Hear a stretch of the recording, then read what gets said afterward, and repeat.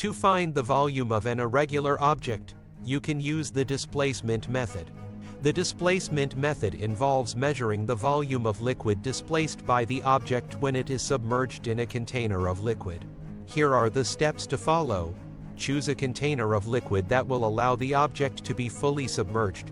Fill the container with enough liquid so that the object can be fully submerged without spilling any liquid over the edge. Record the initial volume of the liquid in the container.